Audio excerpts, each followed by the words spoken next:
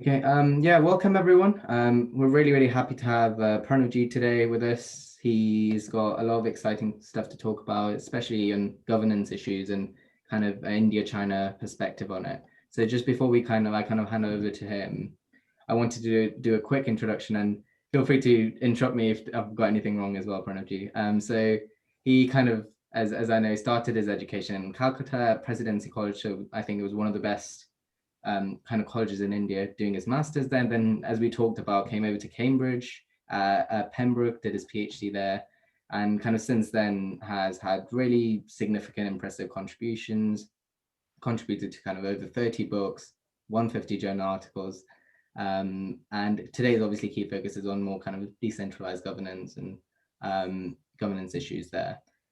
Talked and written to a lot of kind of leading publications, the FT, New York Times, the Indian Express. So yeah, wealth of knowledge there. And he also, I think, regularly writes in Bengali as well, as I understand. So I thought that was quite impressive as well. So yeah, he's had an amazing career and big influence on social studies. And just kind of before that key discussion, maybe I'm putting you on the spot here. I'd love to hear a quick maybe story or inspiration from your time in Calcutta or your childhood that kind of got you thinking about your current thoughts around the world and development policy. Well, that's a big rope for me to hang myself with. But, but anyway, first, let me tell for the rest of you, greetings from California. Good evening, which is around noon here in California. In terms of, I grew up in Kolkata, and in fact, if any are very interested, if you go to my website, if you write my name, it will come up, it should come up. There is about a 1,500-word piece on my life, as it were. And it spends quite a bit of time on my life in Kolkata and in my life in India in general, and how growing up there made me interested in issues of development, issues of poverty, issues of political economy and things like that. And even though I have worked in many other areas of economics, those issues have never left me. So, and in fact, you might say those issues sometimes do not leave me even when I'm asleep. They appear in my dreams. India appears in my dreams all the time. But although I grew up in Kolkata, I also taught in Delhi School of Economics, and also Indian Statistical Institute in Delhi. So I'm quite, and also I visit other institutions in India. So, and I go to India quite often. Until the pandemic, I used to go at least 4 times a year. So I'm quite up with what's going on in India. And if any of you are interested, we can go back to other issues in the question answer session. But today my topic is more on governance, not on say, whenever you think about China and India, the first question people ask is how are they doing in terms of economic performance? But that's not my topic today. Economic performance-wise, China has been doing much better in terms of most indicators, both in terms of economic growth, but also socioeconomic indicators, or health, education, etc. But my topic is to go a little beyond that, because behind that, there's a lot of other factors why that is the case, why performance has been so different. And governance is a major issue there. Usually, whenever people think about comparative governance of China and India, people say, oh, yes, of course, one is an authoritarian country, the other is a democratic country. So people go to standard things about authoritarianism versus democracy. One of my major points will be that's much too simplistic. It's actually governance issues between China and India are much deeper. goes beyond that simplistic comparison. And in fact, I'm going to show that some of the strong features, I mean, there are Chinese governance has some strong features, and there are also some ugly features. Um, and from those strong features, I think we may have some things to learn. And, uh, and from the ugly features, obviously, things we may have to avoid, we try to avoid. Um, Now, the um, the other thing I should mention right away, that things are changing in India, even in terms of authoritarianism, democracy. I want to come back to that issue little later.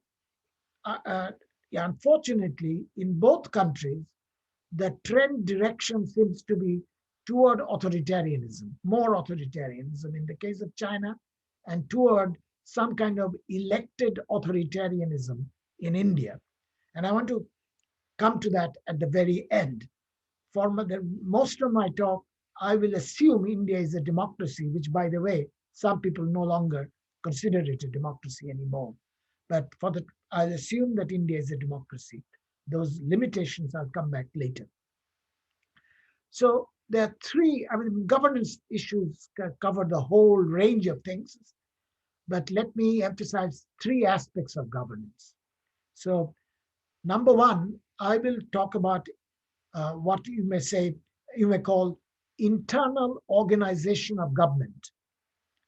The second issue I'm going to discuss is abuse of governance and corruption.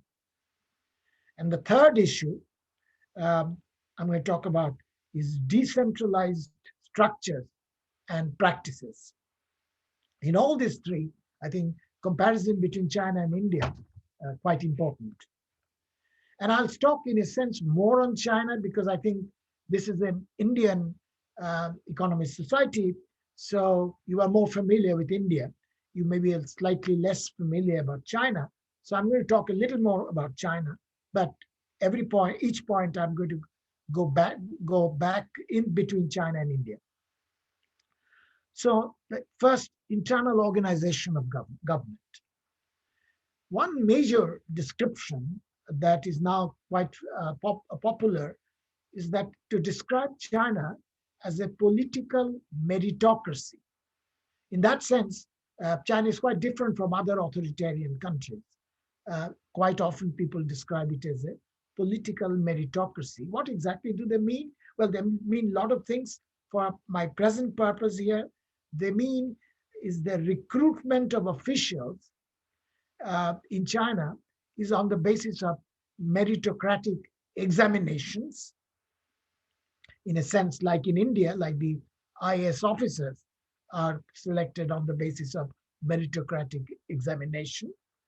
But what is different in China compared to India in that respect is that in China, once you are selected to be in the main administrative body, your promotion, your career promotion at every step depends, at least up to a certain level, it depends on how the local, I mean, one of the major criteria is how the local economy has performed under you.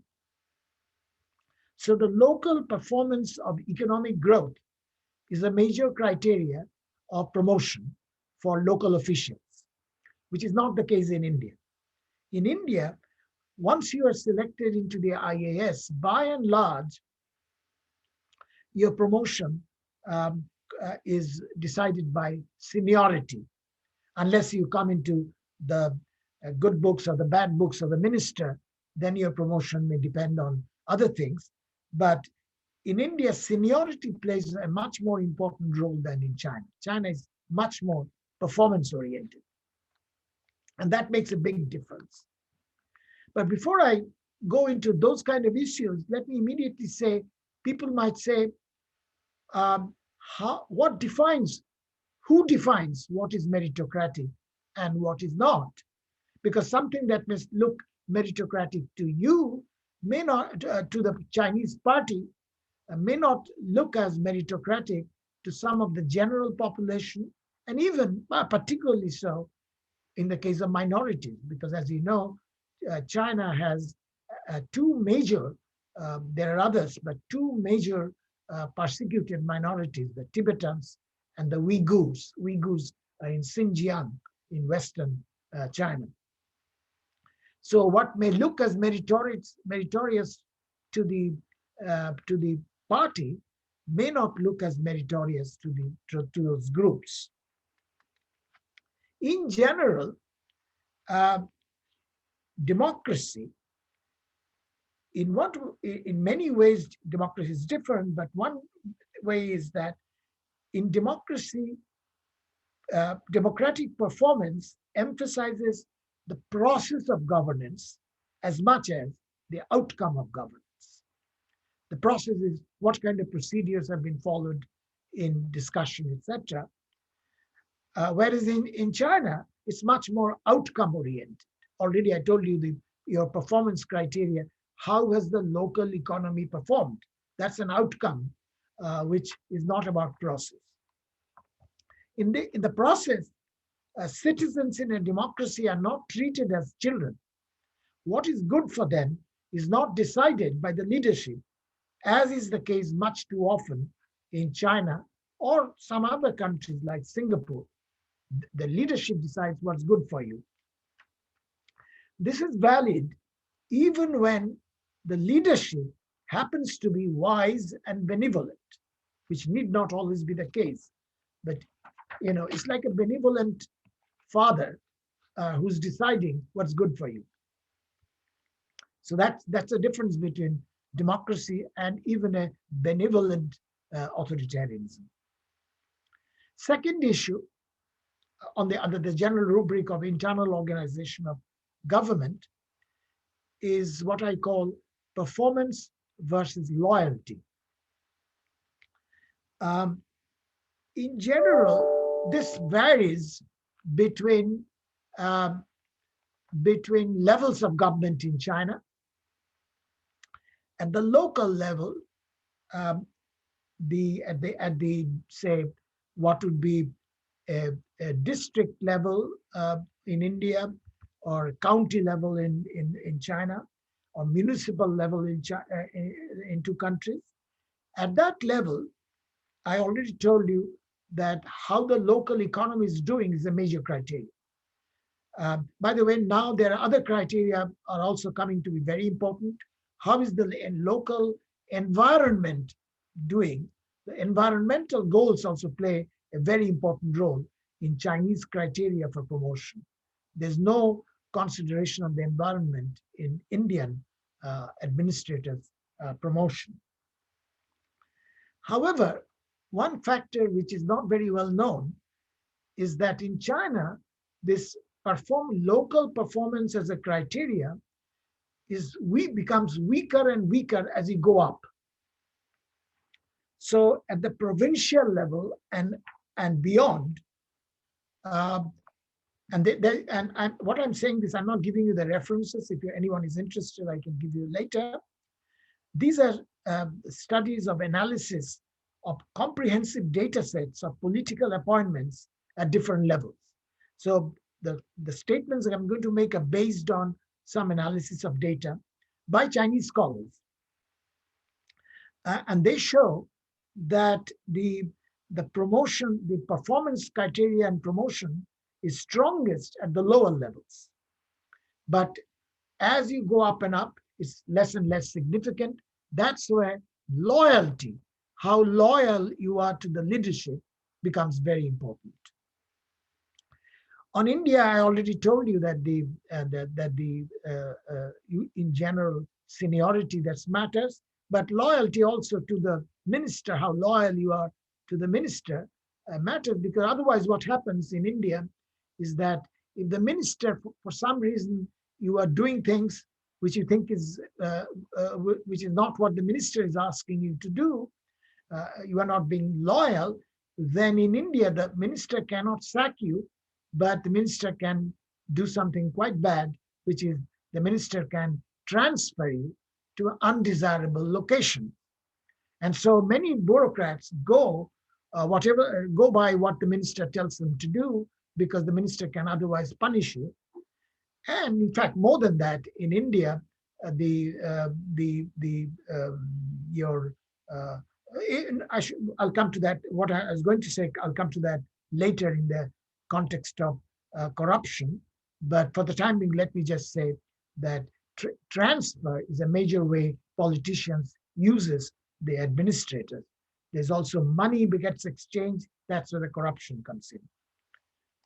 Talking of that kind of exchange, let me mention something which is also not well known about China. Sometimes there are quid pro quo transactions between different levels of bureaucracy. There's, for example, a recent article in the Quarterly Journal of Economics about a very important quid pro quo transaction. This was done by Chinese scholars using data from millions of land transactions. And they found that the provincial party secretaries, in selling local government land, gave farms linked with Politburo members nearly 60% price discounts compared to others. So suppose a member of the Politburo or his or her relatives have a business, and business needs land. And in China, all land is government owned. And peasants may have user rights, but not ownership rights. So the provincial party secretary sometimes sells land at a discounted price just to get a favor in exchange from the top leadership. So that's an important transaction that has been now documented. But in general, comparing India and China, I would say up to a certain level, say up to the below province levels, the bureaucrats are much more qualified. Even though both Indian and the Chinese bureaucrat have passed exams, since the promotion depends on performance criteria in China, not so much in India, usually the quality of bureaucrats at the local level much better. And that's a big advantage China has in terms of governance. And this in India, the bad effect is that since your promotion does not depend on performance, this gives you the wrong kind of incentive for the bureaucrats, because you don't have the incentive to improve yourself. Junior officers underinvest in acquiring expertise. So that's a wrong incentive, because your promotion will depend on your seniority.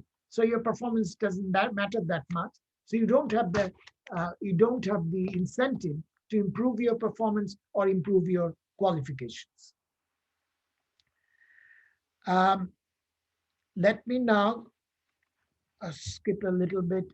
Also, I said, what about I talked about promotion of administrators, but in general, organizational capacity of the state depends also. Before I come to that, let me mention one thing. I'm not talking about civil service alone. I'm also talking about, when I'm talking about governance, I'm also including regulatory bodies, like in telecommunication. There's a telecommunication regulatory body, both in India and China. Similarly in civil aviation, similarly in electricity. So I'm including those regulatory bodies, and performance criteria in China is much more important. But both in China and India, the regulatory bodies require independence to make expert decisions. They need independence, but neither in China nor in India, they are really independent. By independent, I mean independent of the political authorities. India, for example, even the Reserve Bank of India, which is the major regulator of monetary issues, used to be semi-independent. but even that is under attack right now. But let me now come to organizational capacity, the capacity of the state. There, I think most people agree that Chinese organizational capacity is better. Let me give you the example, the most recent example, management of the pandemic. I think on that, it's very interesting how the governance, the pandemic, management of the pandemic has differed between different countries. It's not easy to measure, but suppose one crude way you measure is the number of people who have died from the pandemic over the last 1 year per million of population. Now, the one problem there is that now it is coming out and people don't really understand it. The fatality rates are much lower in poor countries than in rich countries. And epidemiologists are researching on this. They are not fully agreed. So I'll compare not with, some countries which, here again, the democracy authoritarianism doesn't make a difference because some of the authoritarian countries have done badly in terms of management, and some democratic countries also have done badly. And some authoritarian countries have done well in management of the pandemic. Some democratic countries also have done well in the pandemic. For example, talking of democratic countries which have not done well, United States, India, UK, Brazil, these are countries which are supposed to be democratic. They have not done that well in pandemic management, whereas some democratic countries like Germany, like Australia, New Zealand, Taiwan, South Korea have done very well, at least in the first wave. Second, I think they're still managing the second wave in some of these countries. But let me talk about poor countries, because it looks like the poor countries' fatality rate from the pandemic is lower. So you take India and China, or India and Vietnam. Big difference. So in India, the latest statistics will tell you over the last 1 year, the total fatality rate per 1 million people in India is lower than in the United States or UK, but it's on the low side, but it's 115. That's a 3-digit. In China, it's less than 10. Even counting the Chinese data, the people have raised some questions, even accounting for that, it's less than 2 digits. In Vietnam, it's almost 0. In Taiwan, it's almost 0. Vietnam is an authoritarian country. Taiwan is a democratic country. Somewhat strangely, people don't quite understand it, but even our neighboring countries have done better than India. So for example, I told you that India death rate is 115 per million population. In Pakistan, it's about half of that. In Bangladesh, it's about half of that. So India has done worse than some of the even the neighboring countries. If you want to find out, if you want to know more details about mismanagement in India, I can come back to that in the question answer period. Let me now say that there are some aspects, even though Chinese organizational capacity is usually better, but let me tell you a few things to qualify the statement. Indian state is not really fair to compare, because at any given point, even today, India, large number, at least 30 to 1/3, say, of the different bureaucratic jobs, and by bureaucratic, I mean Indian stuffing of police, bureaucracy, and judiciary. If you check at any point of time, almost 1/3 of the jobs are vacant. So it's not that the people are there are not and they are not functioning well. The vacancies are not filled for various reasons. One reason, they don't have money. And this is also related to the fact that the revenue raising tax revenue raising capacity of India is very low, much lower than China. Partly also because, apart from efficiency, the informal sector from which you can raise fewer taxes, the informal sector is much larger in India than in China. So in that sense, it's not comparable efficiency, it's just sometimes understaffed. India is understaffed, very heavily understaffed. But the state capacity also varies between different types of state functions.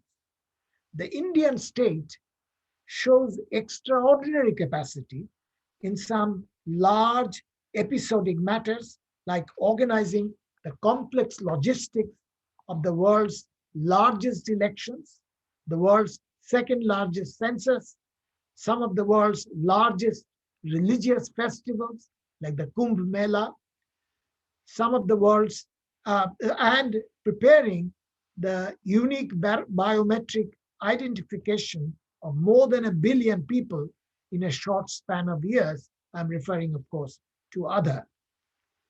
So in these temporary episodic matters, Indian state functions quite well sometimes. Whereas in day-to-day essential activities, say, for example, a cost-effective pricing and distribution of electricity on which we depend every day, India has a very bad performance. State capacity, Indian state capacity is quite bad. So let me now go on to other factors. So I'm going to talk about the upward versus downward accountability. Chinese system is by and large upward accountable. Downward accountability gives more political legitimacy because you are accountable to the people. On the other hand, because of that, sometimes this may degenerate into pandering to short-term interests and pressure groups, particularly at election time. Whereas Chinese leadership can take quickly long-run big decisions, which in India, because you are downward accountability is there, it takes a long time to come to big decisions. But of course, a severe flaw of an upwardly accountable system is that if the upward leaders up there make mistakes, or if they abuse power, it takes much longer to detect or to correct. And that's, of course, is one of the major advantages of downwardly accountable democracies. And in multi-party democracies, the open adversarial relation between the government and opposition parties and free media usually uncovers mistakes and abuses of power much sooner, and corrections are prompted by public protests, agitations, and ultimately electoral sanctions. Let me now go to my second topic in governance, which is abuse of governance and corruption. There are many factors. I see that my time is running out, so I'll be short. So in China, there is a very huge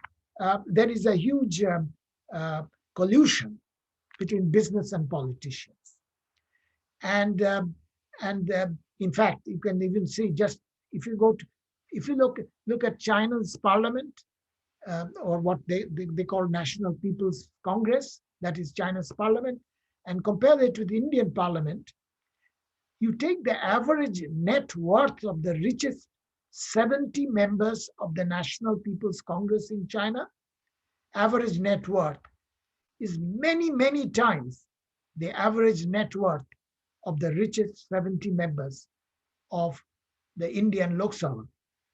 Actually, it's also many, many times the average net worth of the richest 70 members of the United States Congress. So the Chinese business are much more represented in their parliament, and this, of course, has its effects in terms of policies. There's a lot of influence influence peddling, etc. Although in India also the business politician nexus is increasing. In fact, right now, about half of our members of parliament of the ruling party, the BJP, are businessmen. And if you take all parties average, it's about a quarter of the parliament members.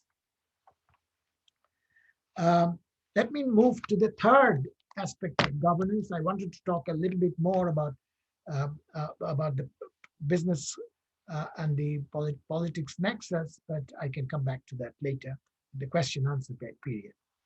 Third is decentralized structures and practices.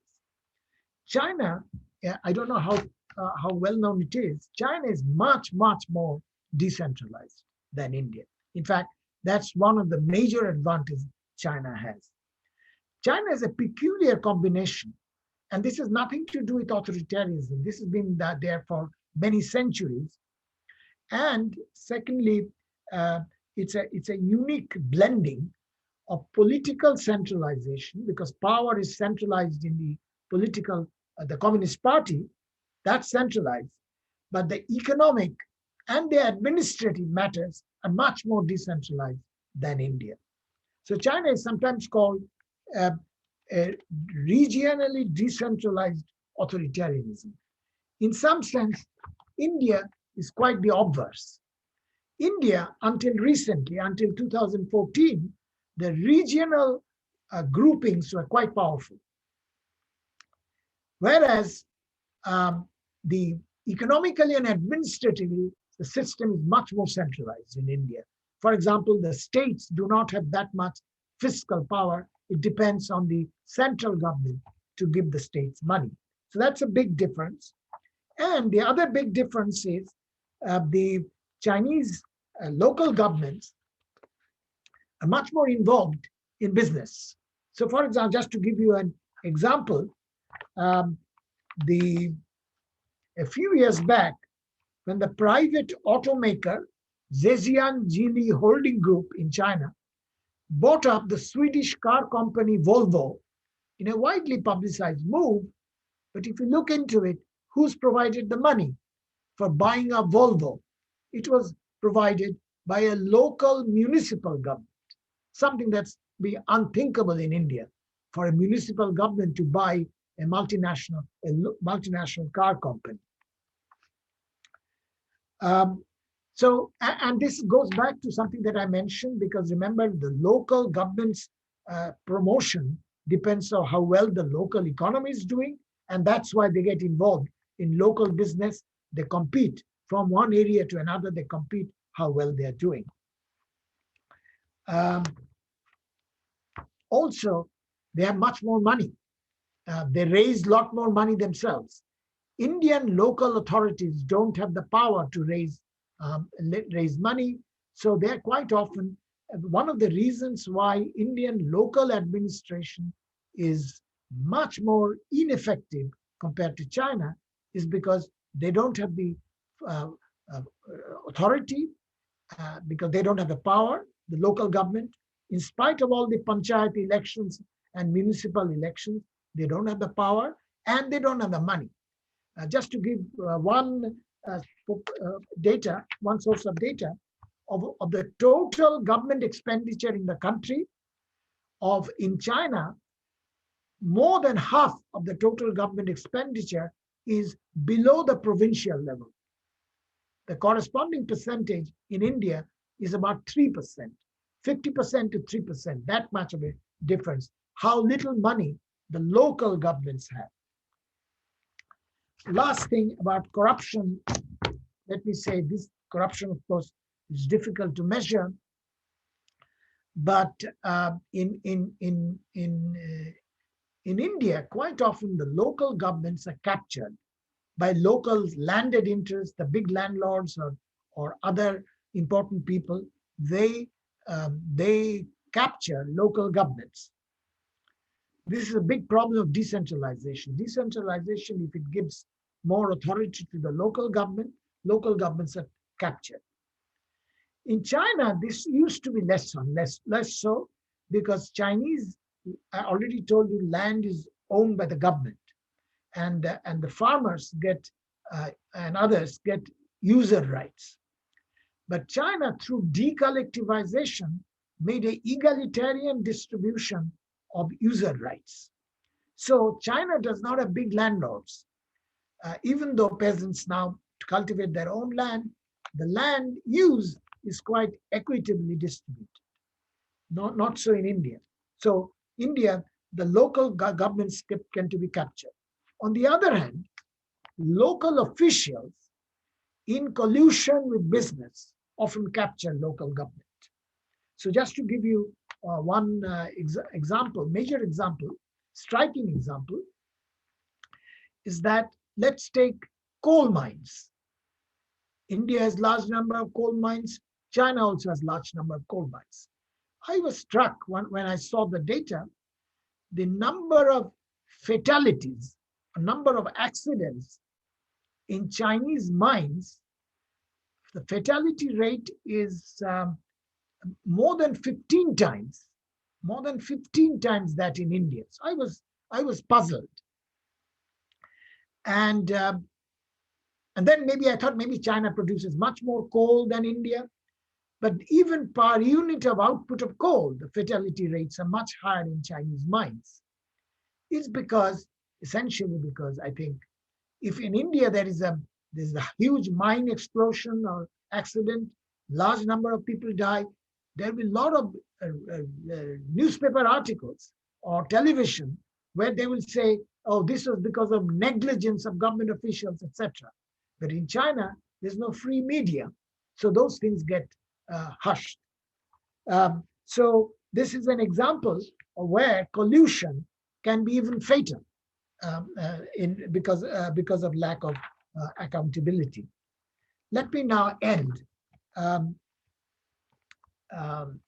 essentially by saying what I said at the beginning, that unfortunately, we are, in terms of political authoritarianism, India is moving toward China. We are nowhere near there, but we are moving in China. And this is what tragically is happening. In fact, you don't have to depend on what I'm saying. If you look at some of the international indices of democracy, already the international independent, relatively neutral indices are going down for India, democracy index, for the last, since 2014 particularly. Right now, in fact, just a couple of weeks back, the American institution, which is an NGO, Freedom House, declared that India is no longer a free country. So India has dropped into among the non-free countries. They're calling it India partly free. A very large democracy index, which is computed every year for 200 countries in Sweden by the VDEM Institute. It's a huge, elaborate effort, research effort. Their 2021 report has not yet come out, but I've read their 2020 report. They say India has now reached a situation where we don't know whether to call India a democracy anymore. Probably they will be much more definitive in the 2021 report, which has not yet come out. 2020, they are already expressing doubt whether India can be called a democracy. This is largely because in the last 6-7 years, there's a tremendous erosion. I'm not saying it was not happened at all before. It's happened before, but it has been quite accelerated pace, erosion of institutions of democracy. The way police, CBI, ED, tax agencies, etc., are being used against anybody who criticizes the government is quite alarming. And then some institutions like the Election Commission, media, judiciary, universities, and other civil society organizations are also getting weaker or being attacked when they criticize the government, which is actually essentially India is moving toward a kind of elected authoritarianism. And this is a very important aspect of governance with which I want to end. I often find most of my Indian compatriots never lose an opportunity to describe India as the world's largest democracy. The way things are going on, India may soon be described as the world's largest pseudo democracy. Let me stop there.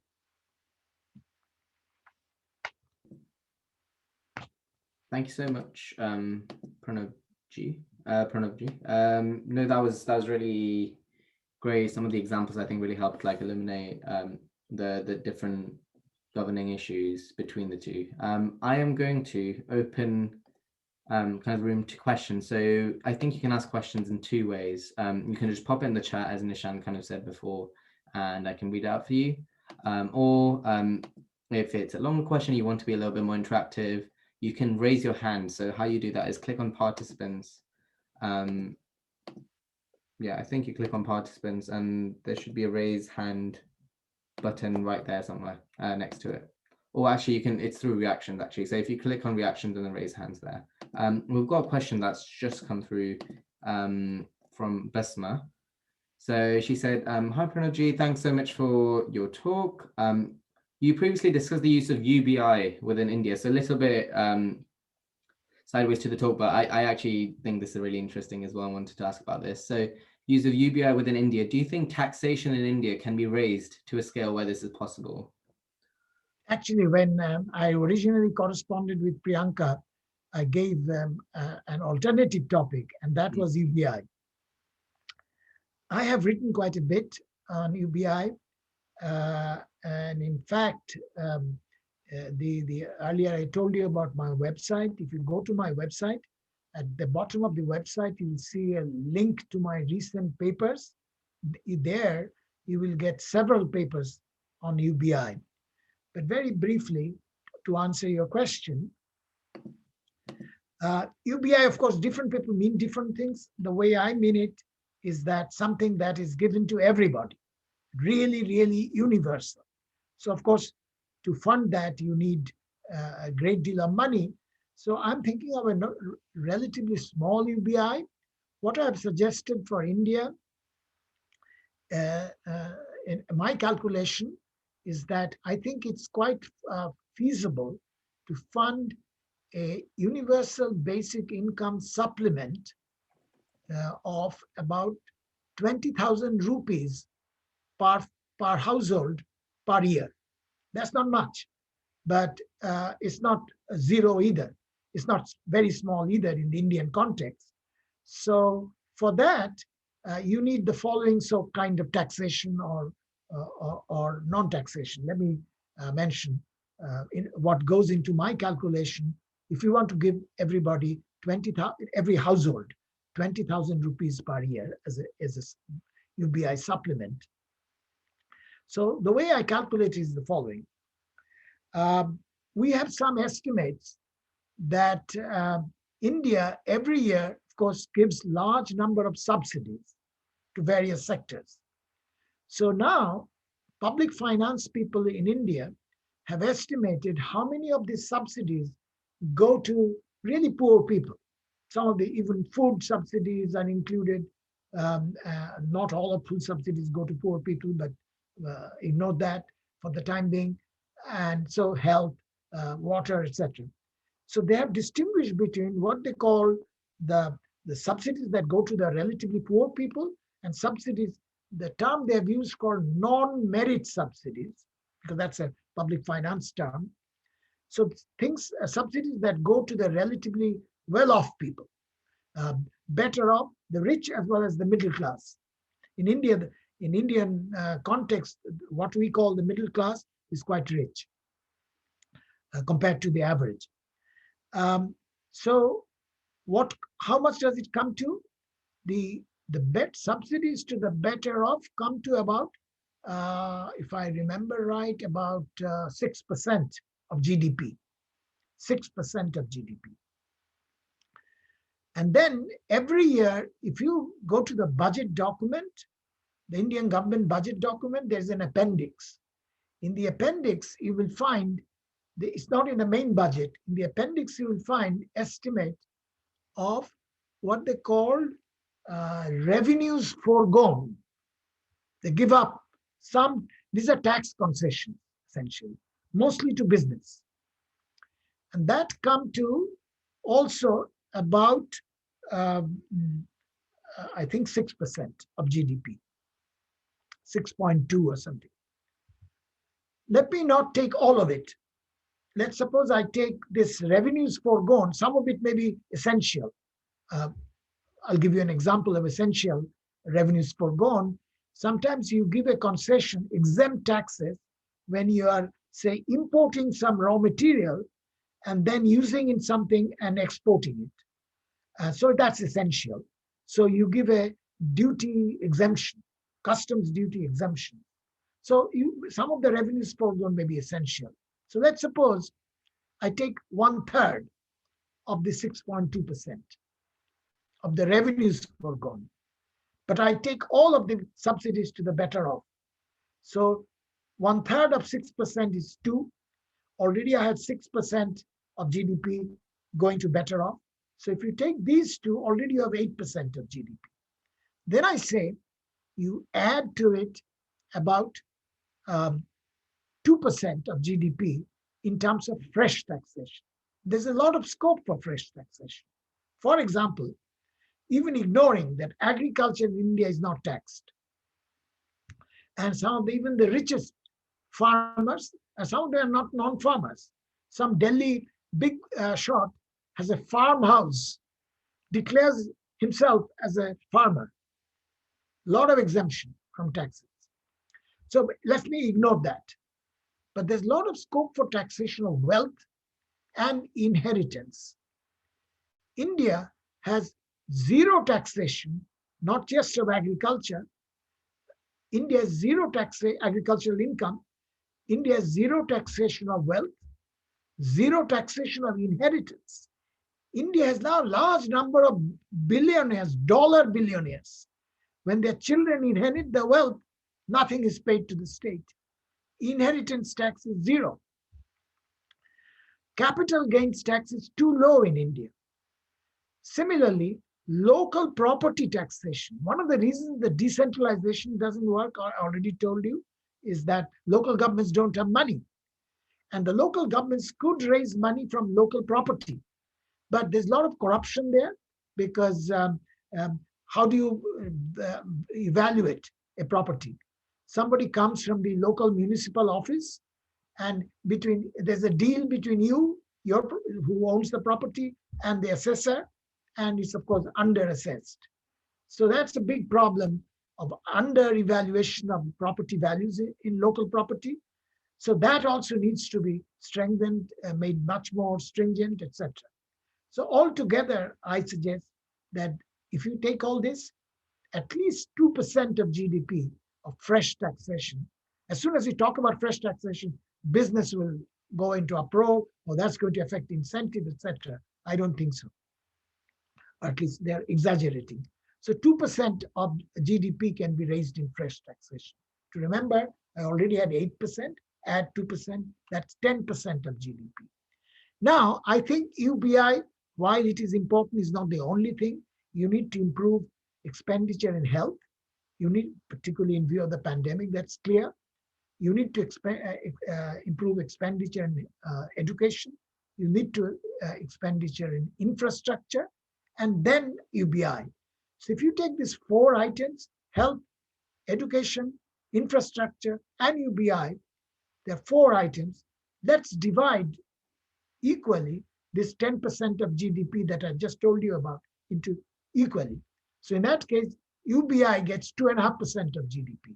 And the figure that I gave you, 20,000 rupees of UBI supplement to each family each year, that 2.5% of GDP is enough. So that's my calculation of how I will provide UBI to India. Yeah, no, I think that's really interesting, and would have been a great alternative talk as well. And if you have some time later, maybe we can circle back to it, because Well, I know you were one of the very early kind of proponents of UBI in India, and with the pandemic and stuff, it makes it even more kind of exciting and relevant. And I have a couple of questions on it as well. But just before that, I think we have another question in the chat, if that's okay, and quite an interesting one. I'm sorry if I get this name wrong, by the way. Ziki, so he said, thanks, Pranav. He's asked, what would the governance in both countries look like in 2050, based on kind of your experience and predictions? And yeah. I don't like to predict.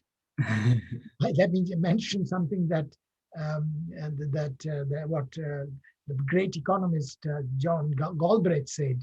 When economists think they can honestly predict, they are entering the profession of astrologers. So 2050, I'm not sure how they look like. I'm worried about India, more the way Indian political governance is going.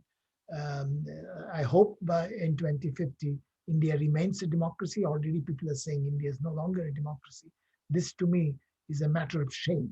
I think we should be, if that is correct, we should all Indians should be ashamed that this is happening. This is people, the government of India, they think they're being nationalistic.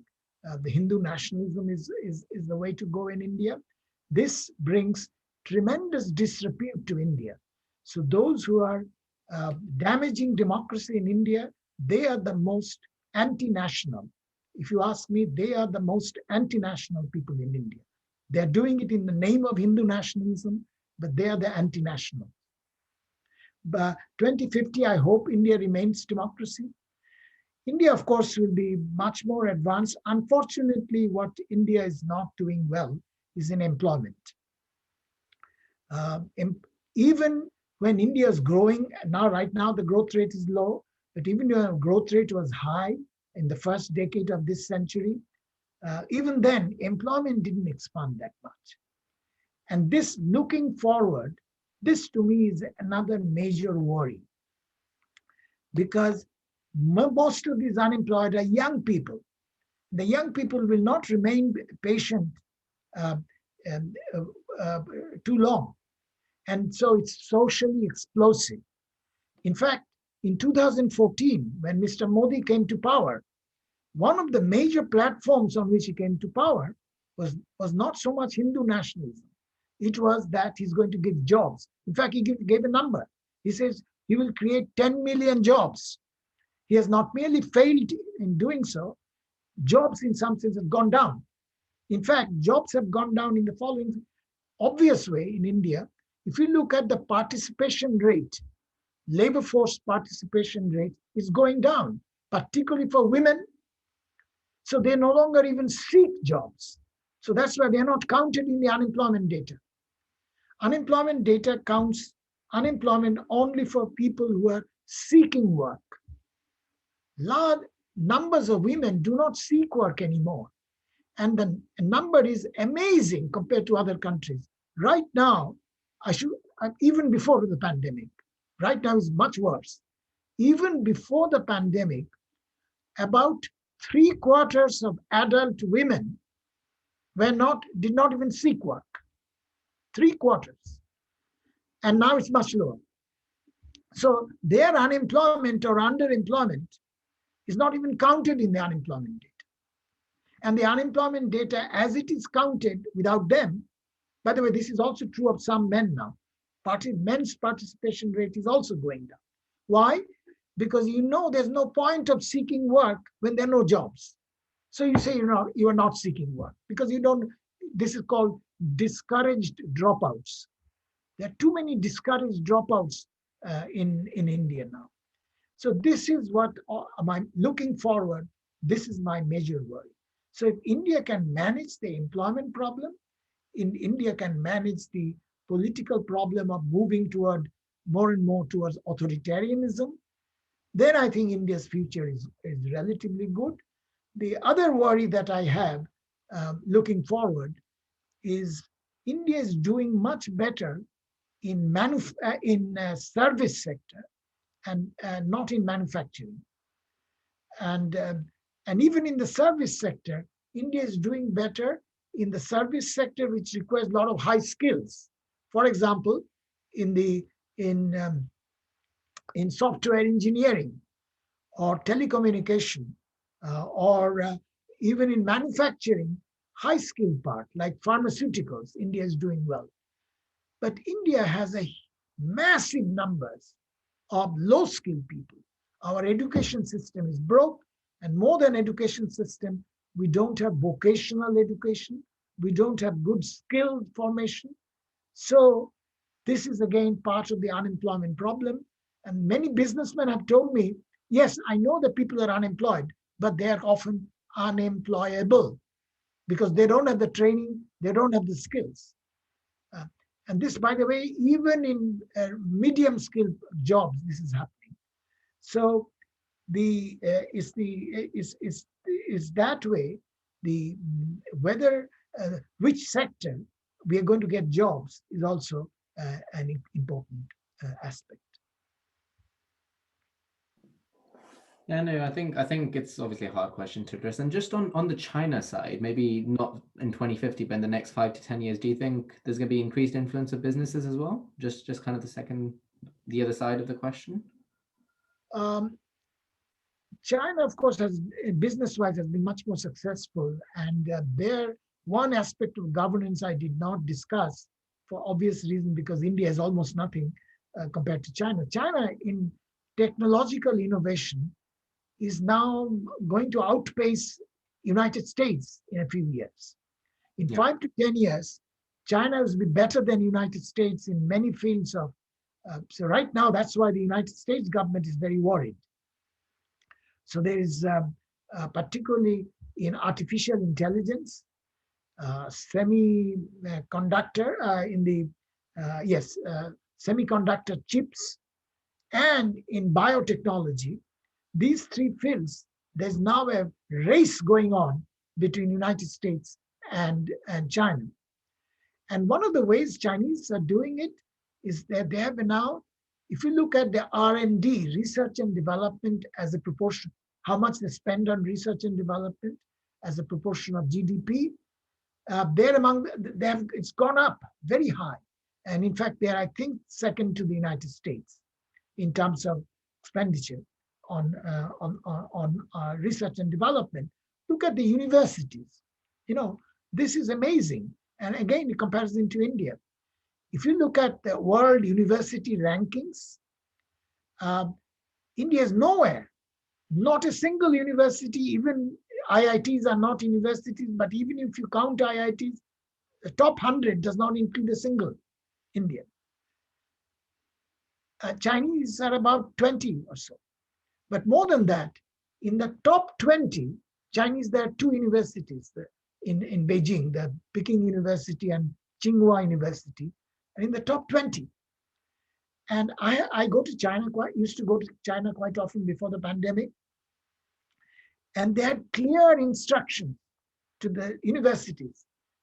For example, one university, one of those two universities, which is the top 20, is Tsinghua University.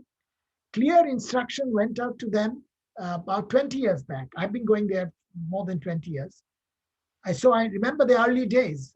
I had some friends in the Chinese Tsinghua University faculty. They told me instructions have come to them that within so many years, 10, 15 years, you have to make Tsinghua University the MIT of the East. And so at that time, the Tsinghua University ranking was in the top 50, 60 in the world. Within just about 10 years, they're now in the top 20. And of course, as I said, not to speak of not top 20, even the top 100, there's nowhere in India. Even in the top 200, just 1 or 2 IITs come in. So India is education-wise, and that tells you about technology, the way India will develop and how China will develop. And so I expect China to do extremely well in particularly in technology over time. The one bad aspect China has, which China needs to overcome, is that for some technologies, you need to give much more creative opportunity. And for that, you need freedom. unless you have the complete freedom to do whatever you like, um, after a point, you get blocked. And now this is the advantage the United States has over China. So in some aspects, I think United States will win, but in some other aspects, China will win. Looking to the future, I think, and the other aspect which I should emphasize, China, the Chinese party is always, even though it has so much power, is always nervous that it's going to lose power. So if you are a businessman who's done very well, the major example in recent months is Jack Ma. Jack Ma, who owns the essentially the Amazon equivalent in China. It's called Alibaba. And so he's one of the biggest billionaires in the world. But the Chinese party thought that he's getting too important. So recently, they're trying to control him. So that's the other thing, is the control by the party. When you become too successful in business, they will try to suppress you. So that's the other negative aspect. Apart from they don't have free creative spirit, and the second is this always fearful that somebody else is going to be too powerful, and that's what's going to go against China. Yeah, no, I think that's going to be quite interesting as well. There'll be a lot more kind of bigger businesses and how the Chinese government kind of interacts with them. We have a few more questions in the chat, and I know we've run over the time limit, but I'm happy to ask them, but depending on your time, Pranab. Go ahead. So Sanchez asked a question here. Says, first of all, thank you for the talk, really interesting. I was wondering if you could elaborate a little bit more on the effect of incentives at the local level. So in particular, how much do kind of incentives in the role matter versus incentives to pick a public job in the first place? So for instance, kind of good, stable pay in public sector compared to private sector. And kind of in theory, the latter would attract high quality workers in the public sector space. So which may improve kind of quality of governance? It's a longer question. I can repeat it if you'd like me to. It's in the chat as well. If I understood the question correctly, it's about the incentives in the public sector jobs versus private sector jobs. Is that what the question is about? Yeah, I think so. And maybe Sanjay can clarify as well if he's here. But yeah, hi. Sorry, I'll just come out of mute for a second. So what I particularly wanted to ask here was basically about incentives in the jobs. So is it more important to have incentives which improve performance in the job itself, or to have incentives that cause people to pick a public sector job in the first place, as opposed to going to the private sector? Okay, I personally think, particularly for big companies or big industries, people exaggerate the difference between whether it's public ownership or private ownership. I think much more important is management. You could have a successful public sector business if it's managed well, and part of the management is directly related to what you are mentioning. So if the incentives are all right, and management to do well, even in a public sector company. Unfortunately, the public sector companies have several problems which private sector companies may not have. And that is, in India particularly, the government interferes too much.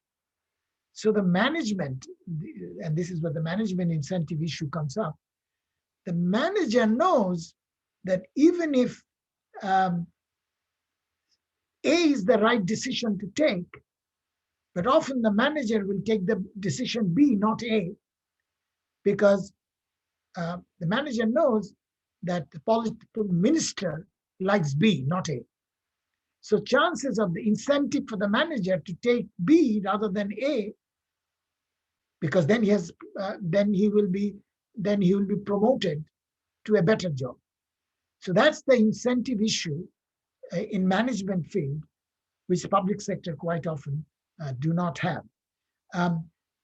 But the other issue there is in terms of profitability. So suppose that if you ignore government interference for a minute, but unfortunately in Indian government, even when they say on paper the public sector is independent, it is not. So that is the interference issue. But even apart from interference, quite often the goal of the public sector company is not just making profits, and probably should not be only making profits. So public sector company may have other goals. So for example, the public sector company may look into how good the impact of the company, impact of the business on the local environment. That's a social goal. Whereas the private sector may not worry that much, unless you punish the private sector if it pollutes too much. So the public sector have to deal with a lot more goals. Environment, outside profits. Environment is one. Quite often, another goal which is important, how many jobs they are creating in the locality. So that's a job goal, independent of profits. So these are all job goal, environmental goal, may also be important for everybody. But then if so, then you should then change the incentive for the private sector also. So you should give, if the private sector pollutes, you should penalize the private sector. So it's now the question of incentive, as the other downside is disincentive. So I think they should be on a level playing field in terms of what is important for society, and then compare. So I think one should look into all these different aspects in comparing private incentives and public incentives. Brilliant, thank you. No, that's great. We do have another question. I know we've run over by a little bit. So feel free to stop me whenever, if there's someone who needs to drop off from the participants as well. So this was sent, and it was a little bit more related to kind of what you talked about, that transition to away kind of from a completely free democracy.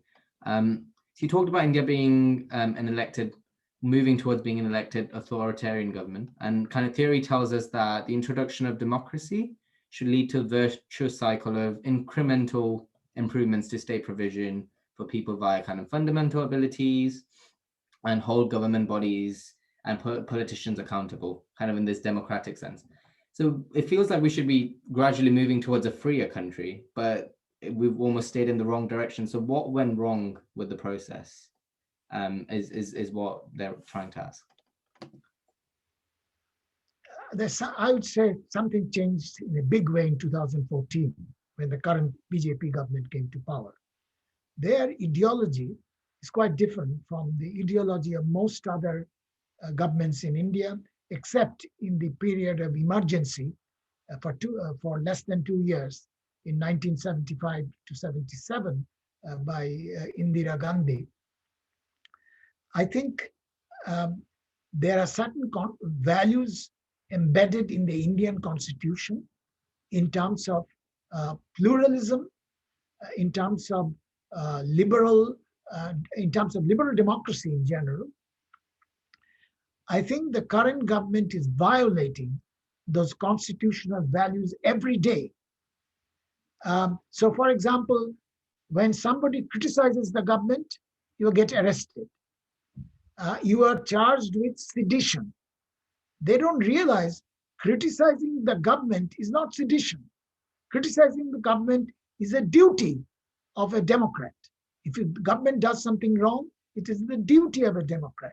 But if in India now, a lot of people have been arrested and they're rotting in jail. They're without no trial sometimes. Even as last week, you may have all heard about this young woman, 21-year-old young woman, Disha Ravi, who was put in jail. Not merely put in jail, she was in Bangalore.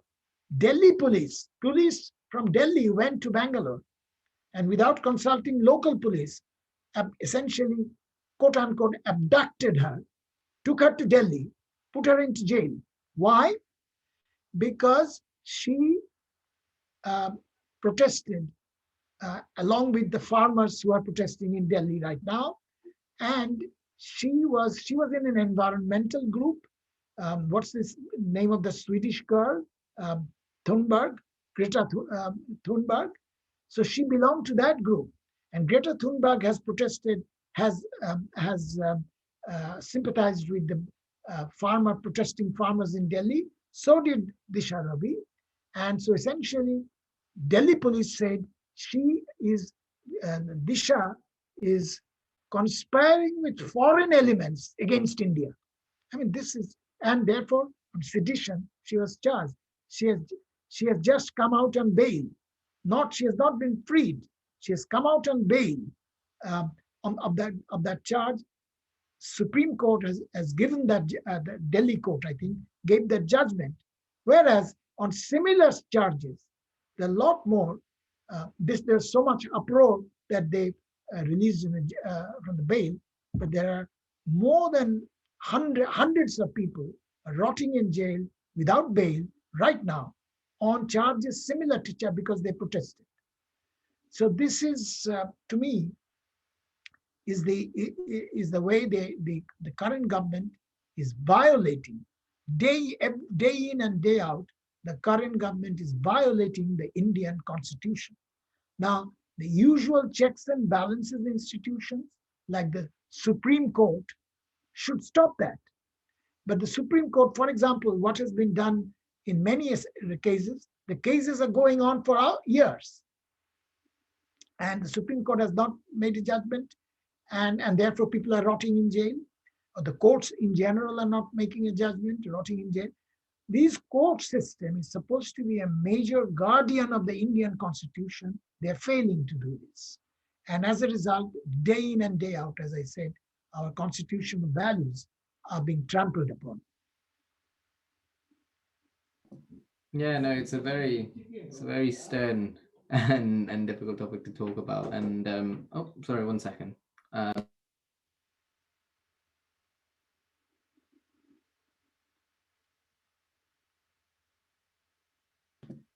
That's my dad knocking, asking if he can come in. He's probably got a lot more he can add to the conversation as well. But yeah, I just I realized it's 9:15. I quickly, if possible, wanted to ask one or two. One more question. One more question, if that's okay. About UBI again. We talked about it quickly, and just kind of its feasibility in kind of a futuristic perspective. You talked about unemployment as being one of the key issues that India's kind of had recently. So first of all, what kind of effect UBI would have on this? I know there's been trials to say it doesn't actually kind of massively negate or increase unemployment in that sense. And second, kind of the political difficulty in implementing it. Those kind of two key things, because it sounds like a very exciting thing.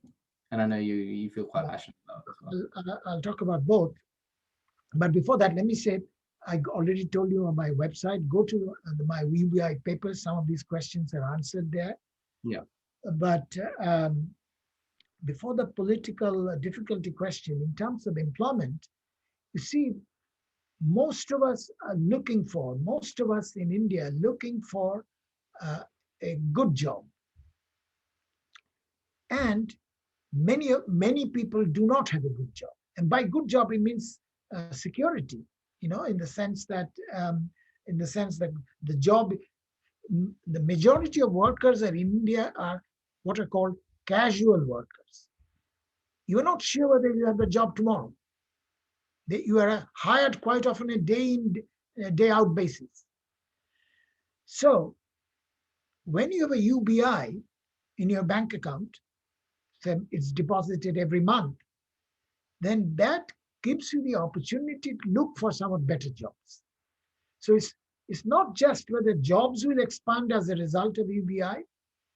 It might, and I'll come to that in a minute, but is that it gives you something to stand upon. And if you have a very horrible job at the moment, you can think about climbing out. In fact, I've mentioned this in my paper, that think of the manual scavenging job, which a lot of people are doing in India, particularly Dalits are doing it. Not that they want to do it, but because they have no other alternative. But if they have some amount in their bank account every month, then that will give them an opportunity to climb out of that. Sometimes you train yourself, you get yourself educated, and then qualify for a better job. But even in terms of actual job, that's from a bad job to a good job. But even for just in general for jobs, it may improve because large number, almost a majority of workers in India are self-employed. It's not that somebody else gives you a job. You have a shop. That's your work. And when you have a UBI deposited in your account, you can create more jobs. Your shop at the moment you run yourself. But when you have a little more income, then maybe you can have a bigger shop. And there you can hire people. So that's how even jobs might expand, not to speak of going toward better jobs. On the issue of politically difficult, yes, it will be difficult because although I gave you an account that 10% of GDP can be raised and then given to these 4 fields of expenditure: health, education, infrastructure, and UBI. It's easier said than done because, first of all, I gave you some estimate of subsidies that go to the better off people. They're not going to give up those subsidies because they've been enjoying these subsidies for a long time. So, for example, rich farmers in India quite often hardly pay anything for electricity to pump, which of course has an environmental effect. They're over pumping as a result. Electricity is almost free because it's subsidized. Water is almost free. It's subsidized. So, and people are not going to easily give up, even though many of the beneficiaries of this pumping is by better off farmers. Similarly, I could give you many examples. Since you are students, go to even the best schools or universities. You mentioned in the beginning, introducing me, the college that I went to, which was the best college at that time in one of the best colleges in the whole of India at that time. How much tuition fee did I pay? Now, at that time, of course, since then prices have gone up. At that time, I paid 12 rupees per month as my fee. Even now, it's not more than, prices have gone up many times since then. I don't remember now what's the fee now in Presidency College now, but it wouldn't be very much more than 200 rupees. So it's kind of throwaway prices in which middle class people who are relatively rich in India. So people, of course, will protest and politically, and those taxes like wealth tax, inheritance tax, the business people are not going to pay those taxes without first giving a fight. And it is important because business people donate their money for the politicians, because the politicians' election fund donated by business people. So they will say, we'll not donate. So it's politically not very easy. At the same time, if sufficient number of people, including people like you, who are students, are sufficiently energized, then there might be a movement and hopefully things could get implemented, but it's not easy. Of course, £9,250 a year doesn't seem too good, does it now for us? But no, thank you so much, Pranab. We ran over by loads, but really enjoyed everything you had to talk about and the questions as well. I hope you got a chance to meet us as well and the students, which is great. When you're putting on YouTube, send me the link. Yeah, of course. I'll probably upload it over the next couple of days. This one we had before that as well. But yeah, there's some people applauding as well. The people that are still around. But yeah, thank you so much again. Thank you for inviting me. I also want to say thanks to everyone here as well for some great questions. But everyone have a great night. You have a great afternoon in California. and hopefully we'll speak again soon. Thank you. Bye. Good night.